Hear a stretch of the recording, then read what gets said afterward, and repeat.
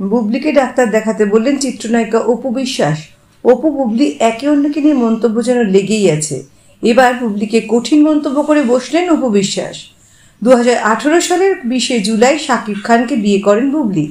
2 বছর পর অর্থাৎ 2020 সালের মার্চে জন্ম হয় ছেলে শেহজাদ খান বীরের। যদিও 2 বছর সে কথা লুকিয়ে রেখেছিলেন সাকিব বুবলি।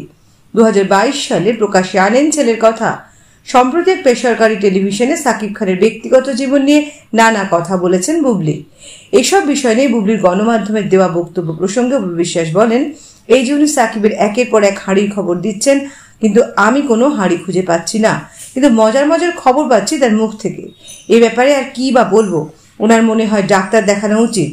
অপু বিশ্বাস সাকিব খানের প্রথম স্ত্রী। শোনা যায় অপু থাকাকালীনই বুবলির সঙ্গে পরকীয়ায় সম্পর্কে জড়ান সাকিব।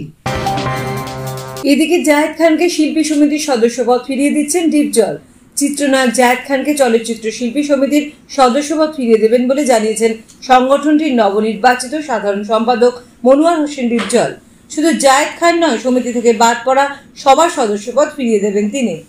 সম্প্রতি এক প্রশ্নের জবাবে এমন সিদ্ধান্তের কথা জানিয়েছেন সাধারণ সম্পাদক মনোয়ার হোসেন ডিপজল। তিনি বলেন, সমিতি থেকে যাদের সদস্যপদ বাতিল করা হয়েছে তাদের একজনকেও বাদ দেওয়া হবে না, বরং সবাইকে সদস্যপদ ফিরিয়ে দেওয়া হবে। পাশাপাশি আরো নতুন সদস্য নেওয়া হবে। তিনি আরো বলেন, ঠিক কি কারণে জায়েদ খানের সদস্যপদ বাতিল করা হয়েছে তা আমার জানা নেই, তবে বাদ দেওয়াটা মনে হয় বেআইনি হয়েছে। সে আর্টিস্ট, বিষয়টি নিয়ে আমরা সভায় কথা বলবো। এর আগে চলচ্চিত্র শিল্পী সমিতির বিদায়ী কমিটি গত 2রা মার্চ জায়েদ খানের সদস্যপদ বাতিল করে। এবার মসজিদে আজান দিলেন চিত্রনায়ক সাইমানের পুত্র। ঢাকায় চলচ্চিত্রের নায়ক সাইমান সাদিক প্রায় পরিবার সহ ছবি পোস্ট করেন সামাজিক যোগাযোগ মাধ্যমে, জানান নিজের অনুভূতির কথাও।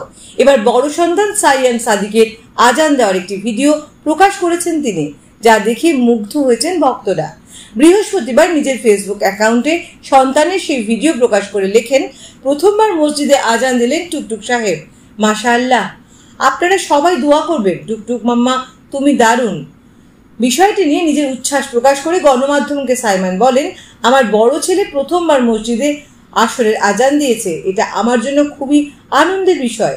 পড়াশোনার পাশাপাশি ধর্মচর্চাতেও সে মনোযোগী। ছেলের এমন কাজে এমন বাবা হিসেবে আমি গর্বিত। উল্লেখ্য, এবারে ঈদে সাইমান অভিনীত মায়া সিনেমাটি মুক্তি পেয়েছে, যা দর্শক মহলে সাড়া ফেলেছে। বর্তমানে নায়ক নতুন একটি সিনেমার কাজ শুরু করেছেন বলেই জানা গেছে।